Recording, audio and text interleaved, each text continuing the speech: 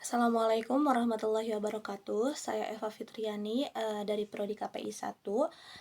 Tujuan saya membuat video ini untuk memenuhi persyaratan daripada ujian akhir semester di semester ini pada matkul Filsafat Ilmu. Nah, di sini Bapak mengajukan 5 pertanyaan yang akan saya jawab satu persatu. Langsung saja kepada pertanyaan yang pertama. Pertanyaan pertama ada dari penjelasan pandangan mengenai Popper tentang ilmu pengetahuan dan falsifikasinya.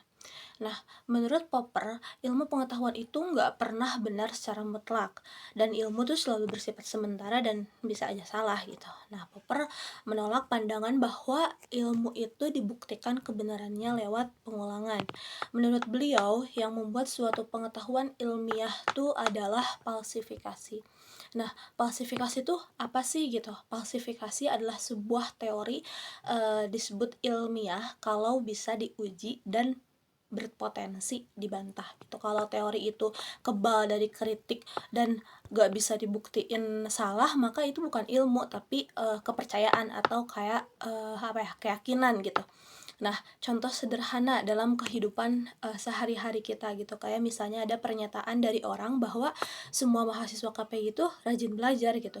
Tapi menurut Popper, pernyataan ini belum tentu ilmiah, tapi kalau kita temukan satu saja mahasiswa KPI yang gak rajin, maka pernyataan itu tuh gugur gitu. Jadi satu kasus saja gitu, kayak mahasiswa itu nggak rajin, udah cukup membuktikan, udah cukup memfalsifikasi kalau teori tersebut itu tuh salah gitu atau gugur.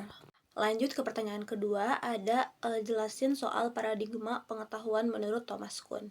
Nah, menurut Thomas Kuhn, manusia mendapatkan pengetahuan tuh melalui paradigma.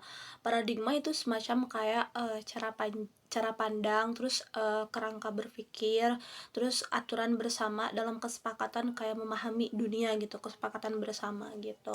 Nah, ilmu tuh nggak berkembang secara utuh dan secara lurus, tapi melalui revolusi ilmu. Tahapannya tuh kayak ada normal science gitu, ilmu berjalan stabil, terus tiba-tiba ada anomali, ada muncul masalah yang nggak bisa dijelasin gitu, terus krisis, saling nyalahin satu sama lain dan saling kayak skeptis satu sama lain gitu. Terus adalah revolusi ilmiah, paradigma lama diganti sama paradigma yang baru gitu. Contoh kalau di kehidupan sehari-hari itu ada kayak dulu orang percaya kalau bumi itu pusatnya alam semesta gitu. Terus itu kan paradigma lama gitu, tapi setelah ditemukan banyak kejanggalan, muncullah paradigma yang baru. Nah, kalau matahari itu sebagai pusat tata surya. Nah, paradigma berubah dan cara manusia memahami dunia pun kan ikut berubah gitu. Nah, yang ketiga ada pengaruh epistemologi positivisme terhadap kehidupan manusia di era modern. Positivisme menekankan bahwa pengetahuan yang benar adalah bisa diamati, terus bisa diukur, terus bersifat empiris dan rasional gitu. Di era modern ini berdampak besar pada kehidupan manusia. Pengaruhnya tuh bisa manusia jadi sangat mengandalkan sains dan teknologi gitu. Kebenaran diukur tuh lewat ya data sama angka sama statistik gitu. Nah, hal-hal metafisik dan spiritual sering dianggap nggak ilmiah. Contoh nyatanya tuh kayak dalam kebijakan publik, keputusan diambil berdasarkan statistik, terus berdasarkan misal survei gitu ya. Nah, dalam pendidikan nilai angka sering dianggap ukuran utama keberhasilan atau kepintaran atau kesuksesan gitu. Nah, positivisme tuh membuat hidup lebih efisien dan rasional gitu. Tapi kadang mengabaikan nilai moral dan makna hidup gitu. Pertanyaan keempat, ada pengaruh epistemologi post-positivisme di era postmodern. Berbeda dengan positivisme yang tadi, post-positivisme mengakui bahwa pengetahuan tidak sepenuhnya objektif. Ada pengaruh nilai, budaya, dan konteks sosial. Di era postmodern, manusia jadi lebih kritis, terbuka pada banyak sudut pandang, terus sadar bahwa kebenaran bisa bersifat relatif gitu. Contoh contoh dalam kehidupan sehari-harinya bisa kayak dalam penelitian sosial, pengalaman manusia dianggap penting. Dalam media, satu peristiwa bisa punya banyak versi kebenaran. Nah, positivisme membuat manusia lebih reflektif, tapi juga bisa memunculkan kebingungan tentang mana kebenaran yang absolut.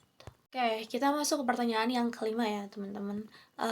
Pertanyaan kelima adalah perbedaan perspektif manusia modern dan postmodern tentang pengetahuan. Nah, kalau manusia modern percaya pada kebenaran tunggal, mengagungkan sains dan rasionalitas gitu. Nah, ilmu dianggap netral dan objektif. Sedangkan manusia postmodern mengakui banyak kebenaran, menolak klaim kebenaran mutlak.